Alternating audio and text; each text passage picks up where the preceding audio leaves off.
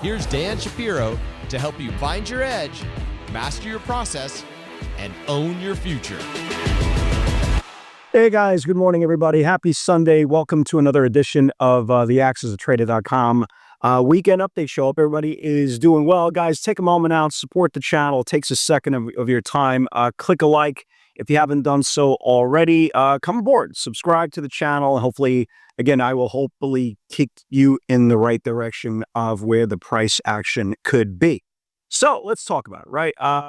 Great market, really great market. We are now in the midst, pretty much in the middle of earnings. Earnings season's been pretty good. I mean, pretty good generally. We'll talk about the individual names as well. We are pretty much at that point of crossing the T's, dotting the I's with China.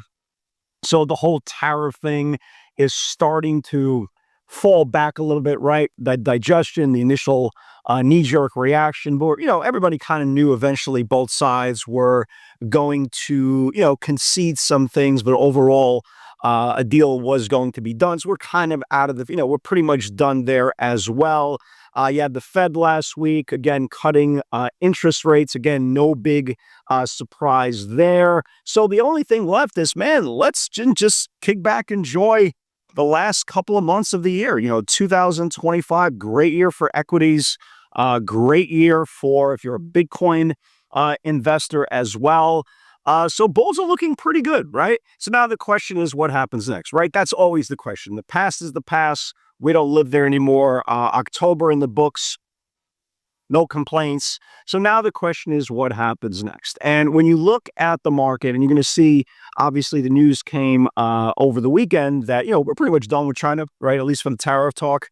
The question for Monday is, well, is this going to be a sell the news type of scenario? Again, everybody knew it was going to happen. Everybody was kind of there for the play-by-play. Now the question is this a sell the news, or is this just one of those things? All right, it's over. Now let the earnings continue to play into form, and we're just going to run into the end of the year. Again, we'll see exactly what happens there. But these are the levels that we want to keep in mind, be mindful of, just in case on Monday this is a sell the news scenario. Okay, so the 5-day moving average on the QQQ is 626. 626 was the low from Thursday, and 626.69 was the low on Friday, right? That's the 5-day moving average.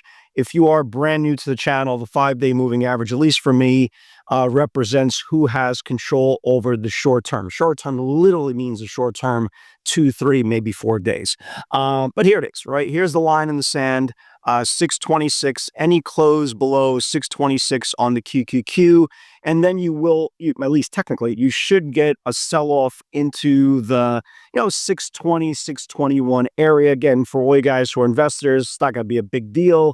But for all of us who are traders and trade both sides of the market, it is a big deal because it's going to give us a pretty definitive line in the sand value. So going into, it doesn't necessarily even have to be for tomorrow. I'm just kind of guessing that there is going to be a major shift in short-term sentiment. It's probably going to be on a quote-unquote sell the news scenario. So 626 line in the sand for the QQQs for this week, giving up the 5-day moving average. And again, if you look at it, the last 2 days have been lower closes than opens. That's why these two candles are red instead of green. So we know where we are for the week, right?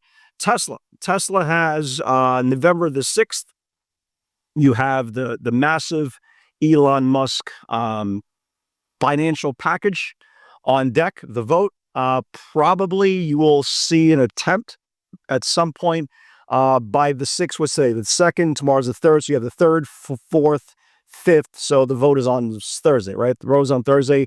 Let's see if Tesla could get back to last week's highs. Again, the call buying has been incredibly aggressive into this vote. Again, we'll see. I mean, we're prepared. I am definitely watching Tesla for this week. I mean, it's so weird for me to say I'm watching Tesla. If you guys have been watching the channel, I trade this damn thing every single day, sometimes 2, 3, 4 times.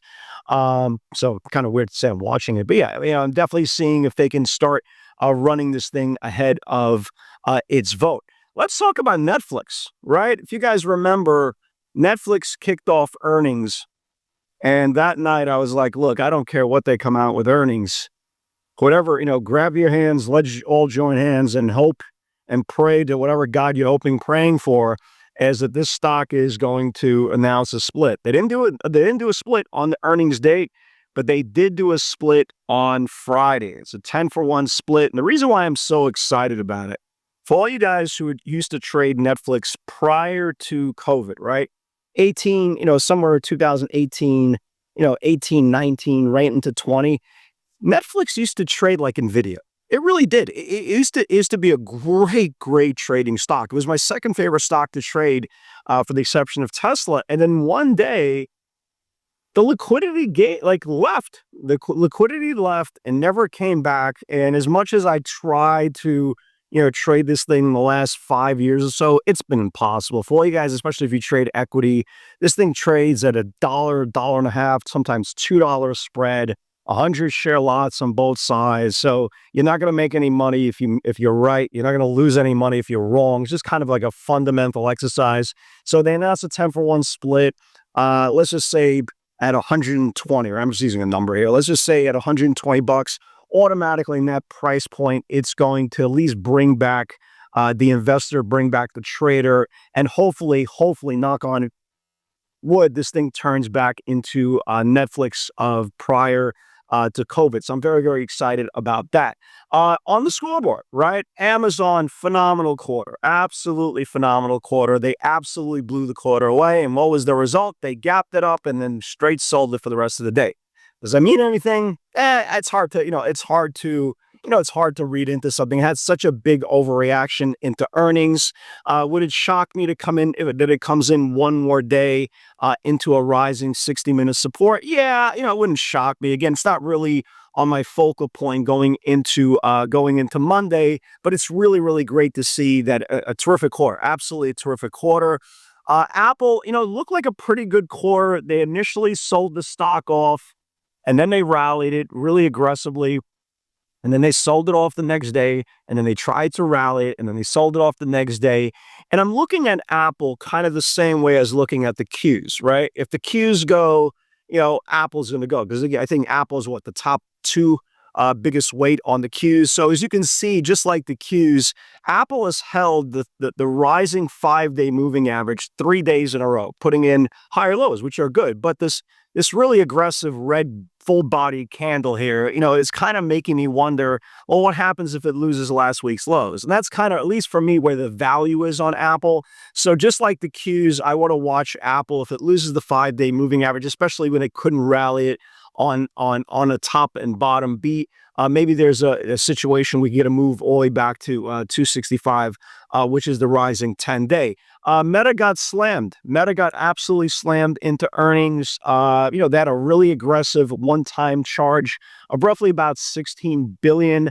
They sold the stock very aggressively. And then the next day, if you were in the webinar, and by the way, if you are interested in pivots, guys, all it takes is 30 days. We're the only ones that trade these pivots in this fashion, us and a couple other guys that I know. But other than that, if you are interested, all it takes is 30 days to see if it's a cool fit for you. So Meta got slammed on Thursday. It gapped up on Friday. What do I always say?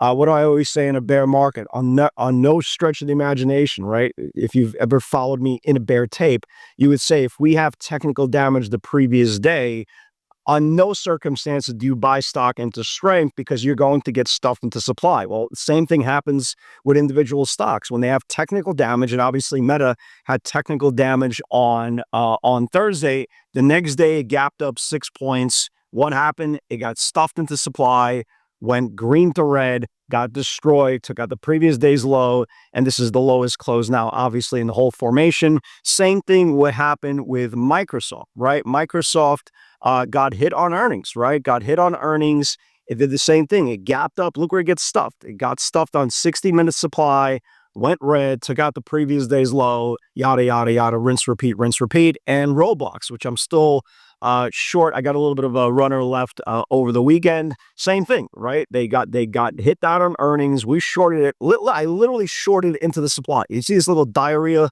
line that's crossing the subline? We shorted it right into supply, into the 1920s, 1930 area. Stock just drifted literally all day lower. Was basically an inside day. This thing loses earnings lows. I think there's a shot we could see 109. Obviously, I'm going to swing this thing until I get break even. But again, really, overall pretty good mixture of earnings. The stocks that got hit really hard. Coinbase did very, very well. Really, really well. Had a nice quarter.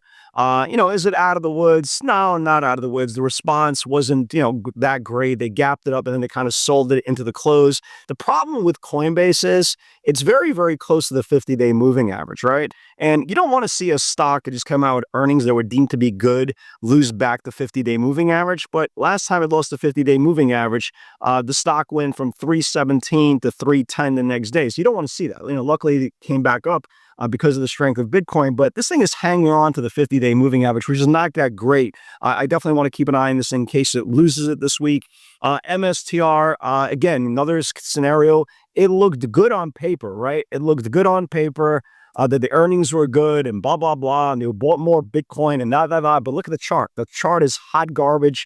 It gapped up, got rejected into the 5-day moving average, and this put in a red candle at a close, which is a lower close than open. So again, not out of the water yet. The same kind of notes on Coinbase, same thing kind of notes on MSTR. If it starts losing last week's lows, I want to be a seller of the stock, obviously, just because, again, showing it has no strength at all.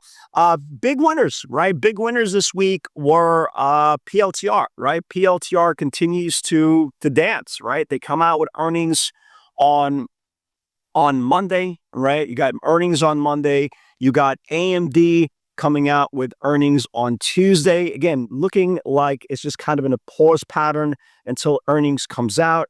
Very, very big anticipated quarter there on AMD as well. Let me see who else is coming out with earnings. I know PLTR and AMD kick off earnings next week. Let me see what we got here. So we got PLTR, HIMS. We got HIMS, hers, they, them. I don't want to leave anybody out. On Monday, right? Let's see. Enough. That's about it. On Monday, Tuesday, you got AMD, Shopify, Uber, Beyond, Rivian coming out with earnings, UPST, Pinterest, Spotify, and all that good stuff. Wednesday, AMC. I'm joking. Nobody cares about AMC. Snap, Lucid. For if you know, I'm on Lucid. Robinhood, Qualcomm, Lyft, IONQ, McDonald's, so forth and so on. So we're very, very busy into the earnings season. NVIDIA comes out, I believe, in a couple of weeks. That will kind of be the ribbon, right? The bow on earnings season. Right now, it's like a gazillion, trillion, bazillion cap companies on just absolutely unbelievable what is going on with NVIDIA. And I think that's about it. I think we covered a lot of stuff here. Again, going into tomorrow, I definitely will be watching for Tesla strength into potential run-up into the vote, right? Into the vote. I want to see if there is going to be more weakness into the NASDAQ 100, because again, the point is you want to be prepared. We talked about the 5-day line in the sand, short-term sentiment. So tomorrow, if there is going to be a scenario of, okay, China news, sell the news event, that we know that what was the number again? 626, right? 626. We want to use that line in the sand because if they do sell, we want to be prepared for a potential backtest. That's everybody. Have a great night. God bless. Enjoy your Sunday, and God's help, I'll see you all in the field tomorrow.